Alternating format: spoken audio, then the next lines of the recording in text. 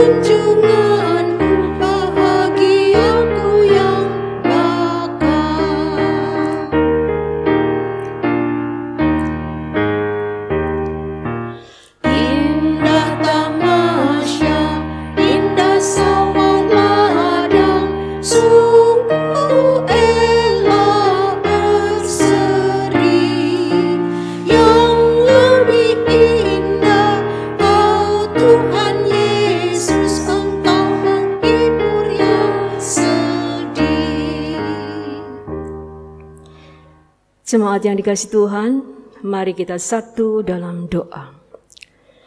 Segala puji syukur kami naikkan bersama dengan Tuhan Yesus yang adalah penolong kami yang sejati. Dengan setia, Tuhan selalu berjalan bersama dengan kami. Tanpa Tuhan, maka tiada mungkin kami dapat terus hidup dan berkarya hingga saat ini. Kiranya itu semua menjadi kesaksian hidup yang terus menguatkan iman kami bersama dengan Tuhan. Kiranya melalui ibadah kami pada saat ini, kami makin dikuatkan untuk terus memuliakan nama Tuhan dimanapun kami berada. Besertalah dengan kami di dalam ibadah ini senantiasa. Di dalam kasih Tuhan Yesus Kristus, kami berdoa dan mengucap syukur. Amin. Jemaat dipersilakan duduk kembali. Mari kita bermazmur yang akan kita baca dari Mazmur pasal 51 ayat 9 hingga yang ke-15.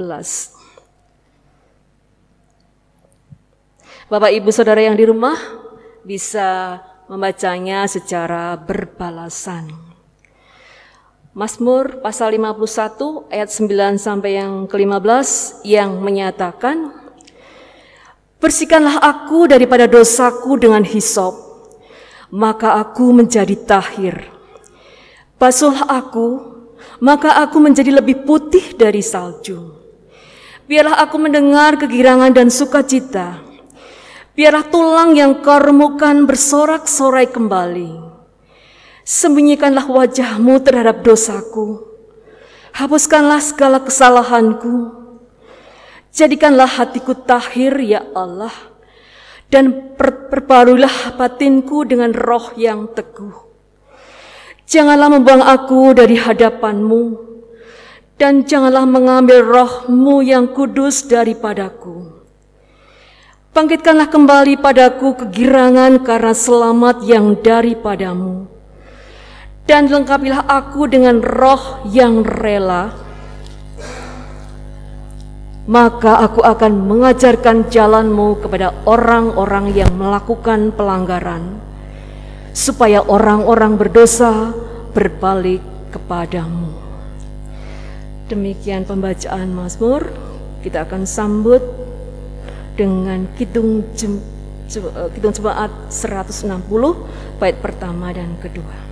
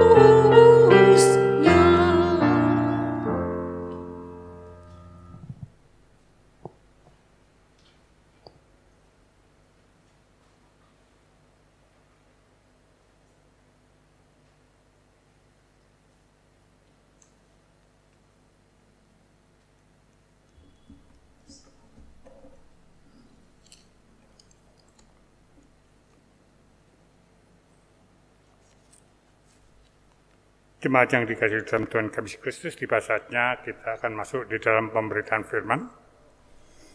Sebelumnya, mari kita berdoa. Mari kita berdoa. Ya Tuhan, firman-Mu adalah air kehidupan yang memberi ketenangan bagi diri kami. Maka dalam kuasa Roh Kudus-Mu, bimbinglah kami agar dapat mendalami dan melaksanakannya dalam kehidupan sehari-hari. Amin. Jemaat, mari kami undang bangkit berdiri. Kita akan membaca Alkitab yang kita ambil dari Injil Markus pasal yang ke-8, ayat 31 sampai yang ke-38, yang menyatakan pemberitahuan pertama tentang penderitaan Yesus dan syarat-syarat mengikut Dia. Kemudian mulailah Yesus mengajarkan kepada mereka bahwa anak manusia harus menanggung banyak penderitaan dan ditolak oleh tua-tua, imam-imam kepala, dan ahli-ahli Taurat, lalu dibunuh dan bangkit sesudah 3 hari. Hal ini dikatakannya dengan terus terang. Tetapi Petrus menarik Yesus ke samping dan menegur dia. Maka berpalinglah Yesus sambil memandang murid-muridnya. Ia marahi Petrus, katanya, "Inyalah iblis, sebab engkau bukan memikirkan apa yang dipikirkan Allah, melainkan apa yang dipikirkan manusia."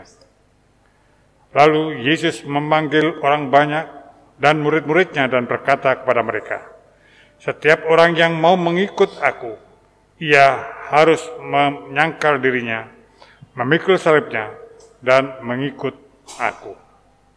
Karena siapa yang mau menyelamatkan nyawanya, ia akan kehilangan nyawanya. Tetapi barang siapa kehilangan nyawanya karena aku dan karena Injil, ia akan menyelamatkannya.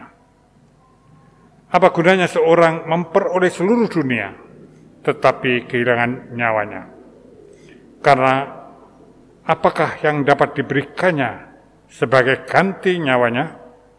Sebab barang siapa malu karena aku Dan karena perkataan-perkataanku di tengah-tengah angkatan yang tidak setia dan berdosa ini, Anak Manusia pun akan malu karena orang itu apabila ia datang kelak dalam kemuliaan Bapanya, diiringi malaikat-malaikat kudus.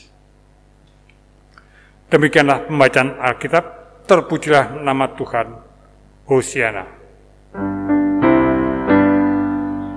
Hosiana, Hosiana, Hosiana.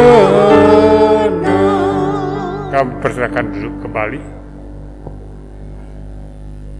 Jemaat yang dikasihi dalam Tuhan kami Yesus Kristus, jika kita menempatkan diri sebagai orang yang telah membaca kisah Tuhan Yesus bagaimana yang ada dalam Injil, dan tahu bahwa Tuhan Yesus yang memang pada akhirnya mengalami seperti apa yang diucapkannya, maka kita pasti akan menyalahkan Petrus.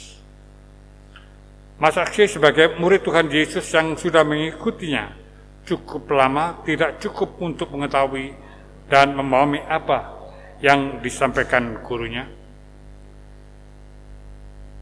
Lebih baik kalau tidak mengerti, diam saja. Tapi ini kalau kita dalam posisi sudah tahu secara lengkap kisah Tuhan Yesus, lalu bagaimana kalau kita memposisikan diri seperti Petrus? Sebagai seorang murid yang mengasihi gurunya, tidak mungkin kalau Petrus menaruh harapan yang buruk akan menimpa Tuhan Yesus.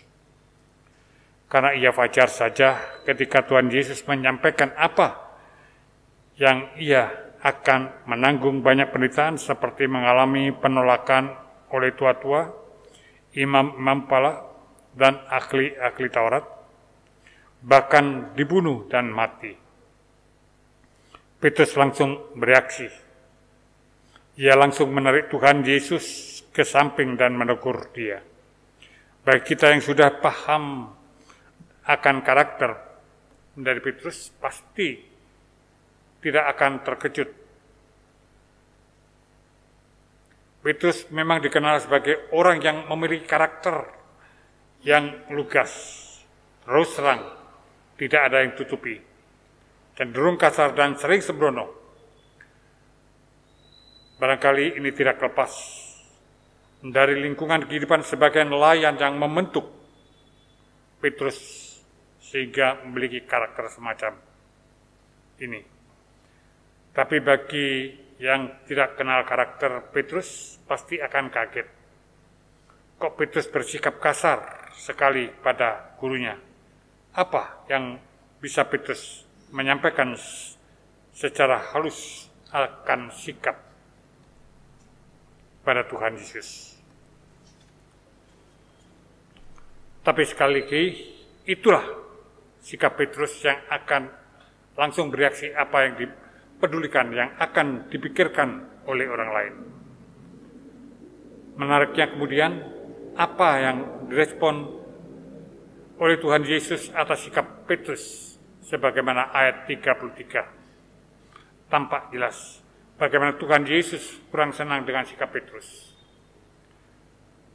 Perhatikan apa yang dikatakan Tuhan Yesus.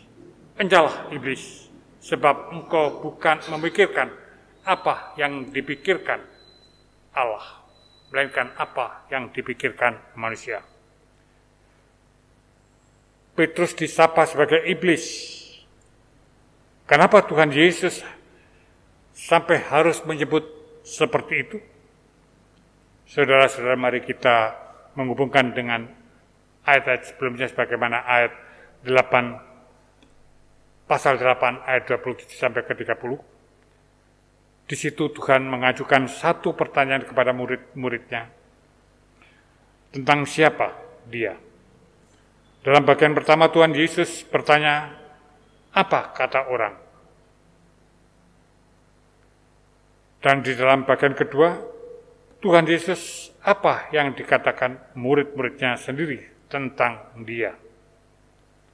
Menariknya di ayat 29, Injil Markus menyatakan bahwa Petrus yang berani memberikan jawaban atas pertanyaan. Ia menjawab dengan tegas, "Engkau adalah Mesias." Tentu apa yang dikatakan Petrus ini luar biasa. Ia pasti berangkat dari berbagai yang telah dilakukan Tuhan yang dilihat secara langsung. Bagaimana Tuhan Yesus memberikan makan 4.000. Dan bagaimana Tuhan Yesus menyembuhkan orang sakit. Bagaimana Yesus menunjukkan kuasanya atas alam ketika meredakan angin ribut. Yesus menghidupkan orang mati.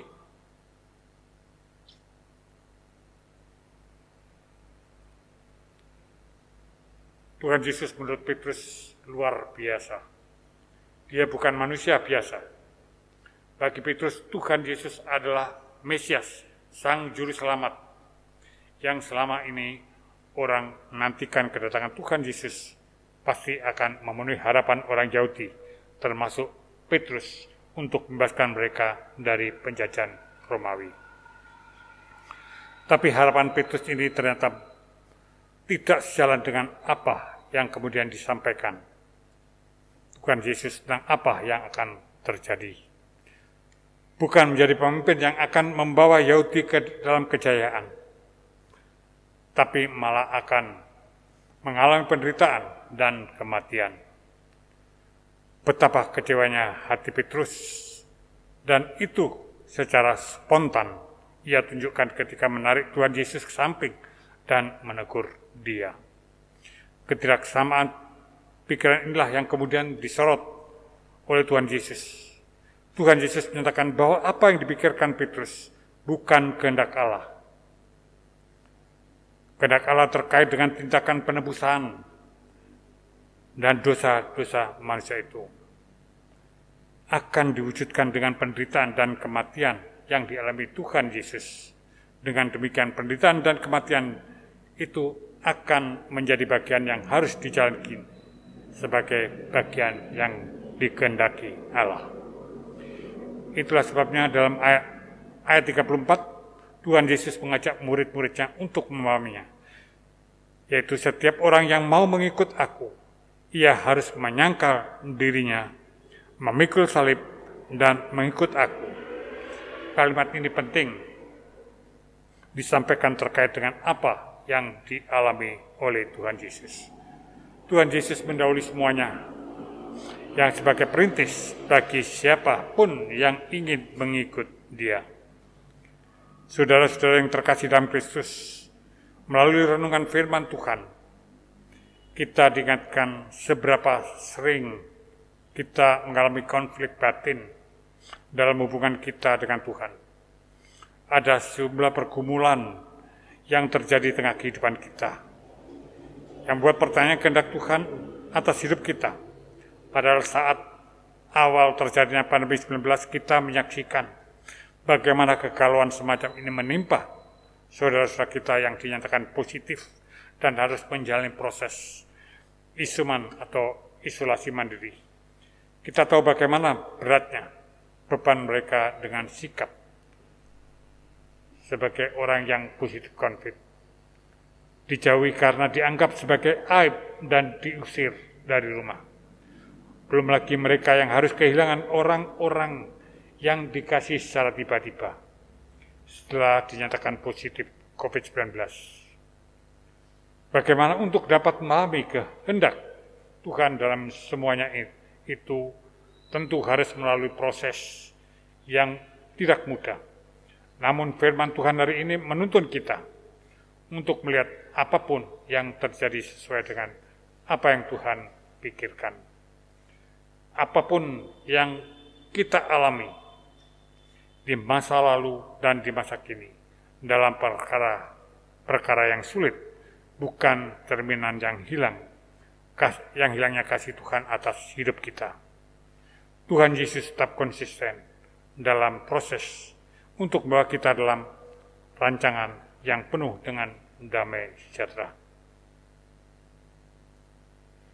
Jika kita mengakui dalam iman bahwa Tuhan Yesus adalah juru selamat kita yang sejati, maka inilah yang harus melandasi kekuatan dalam hidup yang kita jalani. Jangan pernah meragukan kuasa Tuhan Yesus dan juga kasih-Nya bagi kita. Siapa sih kita yang dapat menjangkau jalan pikiran Tuhan yang begitu luas? Saudara-saudara yang kasih Tuhan, orang yang memahami cara berpikir Tuhan akan bersuara seperti apa yang diungkapkan oleh Ayub. Kita tidak hanya mau menerima yang baik-baik saja daripada Tuhan, tapi juga perkara-perkara yang tidak baik yang terjadi dalam kehidupan kita. Tuhan Yesus mengasihi kita sampai kapanpun. Tuhan Yesus menyatakan kasih dan berkat-Nya bagi kita. Amin. Kita akan merespon firman Tuhan. Kita menyanyi dari Kidung Jemaat nomor 169, bait ketiga dan bait yang keempat.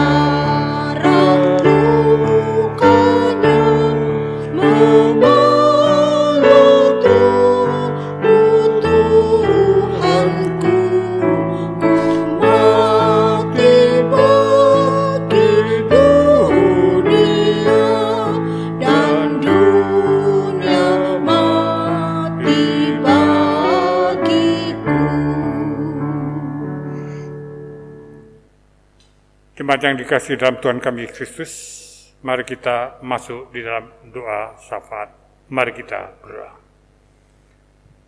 Pujian syukur senantiasa kami panjatkan ya Allah, karena Engkau lah yang telah menuntun dengan firman-Mu, di mana kami sebagai manusia yang penuh dengan dosa, sering tidak sesuai dengan pikiran apa yang menjadikan kehendak Tuhan Yesus dalam kehidupan kami keseharian. Dengan firman-Mu lah yang akan menuntun kami untuk kami bisa menjalankan seluruh kehidupan kami sehari-hari seturut dengan kehendak-Mu, sehingga kami akan memperoleh damai sejahtera dan keselamatan yang berasal daripada-Mu. Ya Allah Bapa kami, demikian juga kami serahkan kehidupan keluarga lepas keluarga di dalam kehidupan kami, baik dalam persekutuan kami tengah-tengah keluarga, banyak sekali segala tantangan dan pergumulan kami hadapi. Tapi karena Kristus Yesus yang konsisten dalam kasih-Nya tetap menjaga dan memelihara kehidupan kami, sehingga kehidupan kami senantiasa mendapatkan kebahagiaan karena Tuhan Yesus sendiri yang menolong dan melepaskan kami dari segala penderitaan dan pergumulan kehidupan keluarga kami. Demikian juga kami serahkan gereja-Mu dimanapun gereja-Mu berada, baik tengah-tengah perkotaan maupun di tengah-tengah pedesaan, di dalam memberitakan kabar keselamatan bagi umat-Mu. Kiranya firman-Mu akan terdengar sampai ujung dunia di dalam melaksanakan pemberitaan firman itu, sehingga firman-Mu akan terdengar pada setiap umat-Mu yang saat ini belum mengenal-Mu, sehingga gereja-Mu dimanapun kami berada, yang saat ini juga mengalami kesulitan dalam pemberitaan firman-Mu, sehingga gereja-Mu bisa memberitakan firman Tuhan baik secara online untuk didengarkan kepada keluarga di rumah untuk mendengarkan firman, untuk mendasari iman mereka dalam kehidupan mereka hari lepas hari. Kiranya Tuhan akan juga mampukan mereka untuk melaksanakan firman Tuhan dalam kehidupan mereka hari lepas hari. Demikian juga kami serahkan orang-orang yang sakit dalam kelemahan tubuh mereka. Kami serahkan mereka semuanya kepada Tuhan pilih, dan Tuhan akan memulihkan dan melepaskan dari segala penderitaan penyakit yang dialaminya. Demikian juga bagi saudara kami yang saat ini mengalami dampak ekonomi karena PHK, karena akibat dari COVID-19 ini Tuhan, kami serahkan mereka semua padamu. Kami yakin dan percaya Tuhan akan memberikan pertolongan dan melepaskan mereka dari segala kesulitan, baik dampak ekonomi maupun dari COVID-19 ini Tuhan. Tuhan memberkatinya. Demikian juga kami serahkan program pemerintah untuk vaksinasi.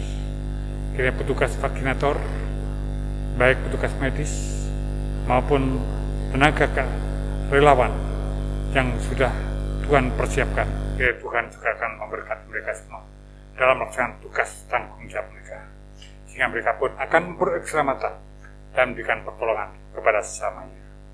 Demikian juga kami serahkan aparat keamanan, baik TNI maupun Polri, dalam melaksanakan tugas keamanan. Tuhan memberikan berkat-Mu, sehingga mereka pun tetap menjaga keutuhan bangsa dan negara kami dalam segala gangguan yang saat ini terjadi di tengah-tengah bangsa dan negara kami, sehingga damai sejahtera boleh kami alami bersama-sama dengan Tuhan. Kami serahkan kehidupan bangsa dan negara kami, mulai Bapak Presiden, para menteri, para pejabat, baik kepala daerah sampai di lingkungan kami berada. Tuhan memberkati kehidupan para pejabat, para pemimpin yang sudah Kau pilih untuk mengarahkan dan memberikan arah kepada bangsa negara, kan untuk membentuk satu persatuan dan kesatuan, sehingga damai sejahtera boleh kami alami bersama-sama dengan Yesus. Terima kasih yang terima kasih. Tuhan masih banyak yang kami minta, namun Tuhan mengetahui kedalaman hati kami. Ya Tuhan mendengarkan dan menyempurnakan doa kami yang semua kami minta di dalam Kristus Yesus Tuhan dan Selamat kami, yang sudah boleh mengajar doa kepada kami. Bapa kami yang surga, dikuduskanlah nama, datanglah kerajaan, jadilah kehendak-Mu di bumi seperti surga. Berikanlah kami pada hari ini makan kami yang cukup, dan ampuni akan kesalahan kami, seperti kami juga mengampuni orang yang bersalah kepada kami. Jangan membawa kami dalam cobaan, tapi lepaskanlah kami daripada yang jahat.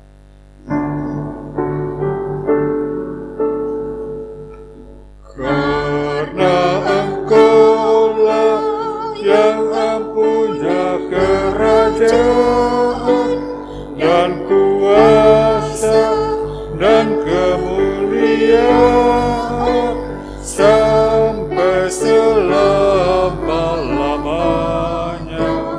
Amin.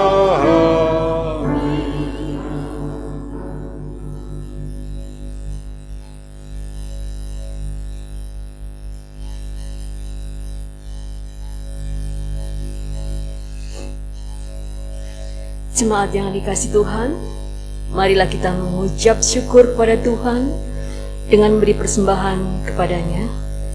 Dengarlah nats Alkitab dari kitab Yunus pasal 2 ayat yang ke-9 yang menyatakan, "Tetapi aku dengan ucapan syukur akan kupersembahkan korban kepadamu. Apa yang kunasarkan akan kubayar. Keselamatan adalah dari Tuhan." Tuhan berkati saudara dan persembahan yang diberikan.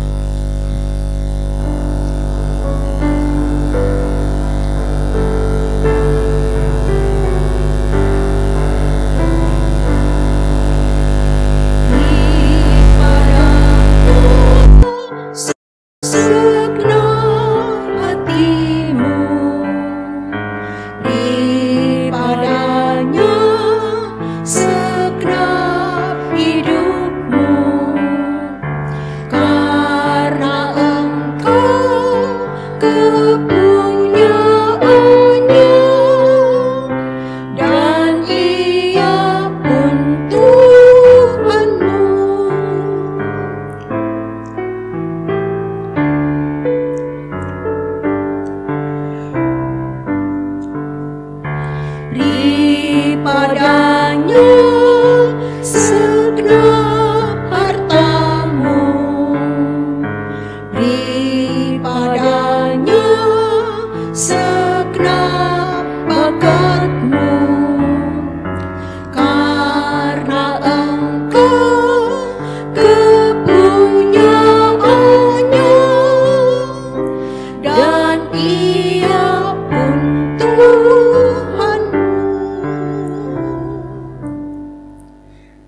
Jemaat yang dikasihi Tuhan, mari berdiri untuk menyerahkan persembahan ini kepada Tuhan dalam doa syukur. Tuhan, sumber berkat dan kehidupan, kami datang dalam ungkapan syukur sambil membawa persembahan ini di hadapan-Mu. Berkatilah apa yang kami persembahkan ini untuk dapat memuliakan nama Tuhan. Dalam nama Tuhan Yesus, kami telah berdoa dan mengucap syukur. Amin. Jemaat tetap berdiri.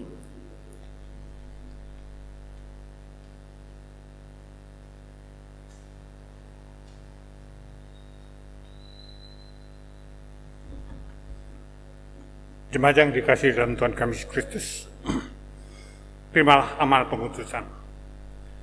Janganlah putus asa melihat hidup dalam pergumulan, namun arahkanlah dalam semangat bersama rancangan Tuhan Yesus.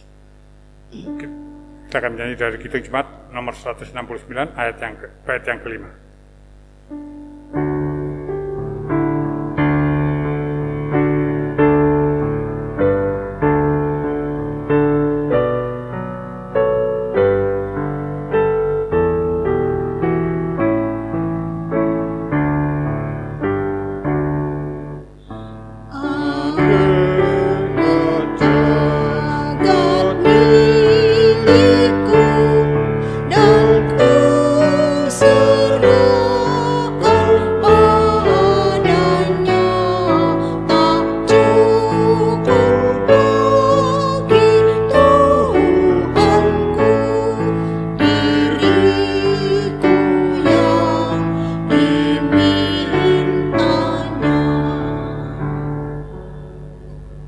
Jemaat yang dikasihi dalam Tuhan Yesus Kristus, arahkanlah hati dan pikiran kita kepada Tuhan dan terimalah berkat-Nya.